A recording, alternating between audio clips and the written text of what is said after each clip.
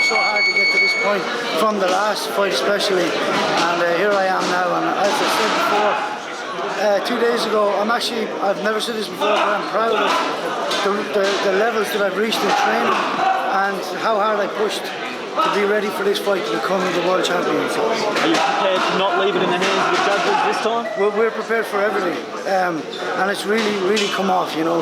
I believe that in life, you put intent to something and you work hard and it comes. And this time, we've put the intent into making sure we can take the opportunity that comes when it presents itself. Always in my fights, a couple of times, opportunities present itself. It will in this fight, and I'll be ready to take it straight away. So. And everyone's talking up Charlo. A lot of people think over here that it's going to be easy for him, but that's where you like to be. I mean, anybody that doesn't know me may think that that's true, but certainly everyone that I've met here and everyone that I know all fully believe that I can win this, just as I do. So, I mean, even people in here are telling me I'm going to beat them. So, the people that know me and know who I am and how determined I am know that I can win this fight. And the people that don't, well, they're on his side. So. Hey Dennis, you got into New York, what, last night? Last night we flew in. That's your friend Mike Woods from Talkbox. Welcome, my friend. Nice to be here. Can you tell us your perceptions? How did the travel go? You came into New York. What are you thinking? What are you feeling? How do you like this atmosphere? Well, I mean, I've just come from Miami, which is, obviously very humid. I had to finish off my last 2 weeks there. It's pretty extensive. To fly into New York where it's cold, which I like, and just my lungs, they feel. I love this air. It's crisp, it's clean, and this is where I do my best work in this kind of an atmosphere. So, not only that, on top of that, New York has a prestige to it, especially in terms of boxing. And just being here among it all, I feel like I'm living my dream, and it's just really inspired me to just kick on and do even better again. And the sparring you were getting in Miami.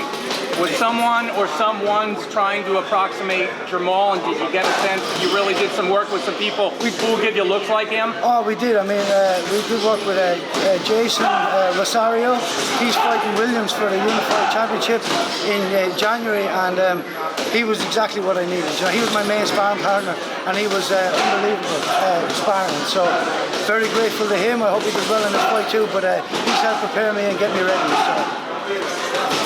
Now, Dennis, looking at the media workout, you're moving up in weight in this particular fight. It doesn't look like you lost any type of power based off the media workout.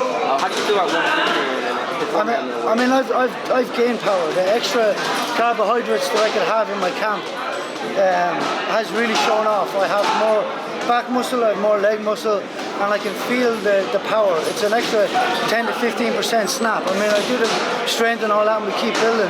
But when you don't have to dehydrate as bad and not eat carbs, it really is showing, and I'm really feeling strong. And I'm starting to think, why didn't I do this sooner? Now, going to this fight, a lot of people are having Jermall Charlo as the knockout artist, the puncher. Would you be surprised when you get in the ring that you can punch this as well, or as hard, maybe harder than him?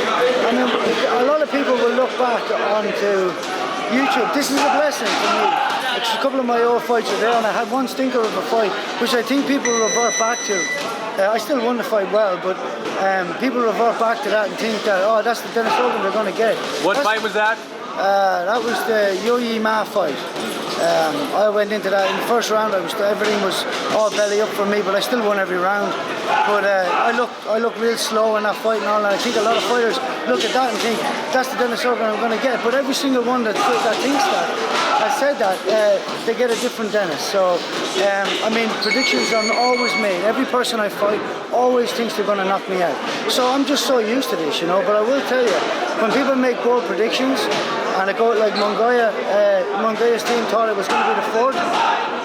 Jermall Charlo thinks it's going to be the third. When you go past those rounds, every round you go past that, everything they had planned in their head goes backwards. It starts to frustrate them, and you bring them into deep waters mentally, and that's where I come on top, always. How much did you use the about fight on the game plan of the fight? Did you watch that at all? Yeah, I watched it and I could see a bit. But I mean, we wanted to keep it, obviously your last fight is always the one that's the best. So we looked a bit more at the Brendan Adams one. Glenn is quite smart in terms of, he looks at all of them and just brings it all together. So the Cordoba fight didn't really do it for me as much as the Brendan Adams one did. And I know that what we've seen there we can capitalize on. Hey, Dennis, do you ponder if and when you win, what it'll mean? You know, geez, I can get that car, those houses, take care of my family to that extent, or does that mean you'd be getting ahead of yourself? Do you allow yourself to indulge what a win would really mean? What I do is I just put a bit of energy into it when I visualize it, and then I let it go and let it be, because you can't just get too wrapped up on that also, because you know you got to stay balanced about what it is you're here to do. You start to do that, you start to get elated, you start to get complacent. I stay balanced about it, and I balance myself with the amount of hard work I have to do, what I need to do, and I keep my feet on the ground. And when I find that you do that, I find that I do better and I improve a lot. So.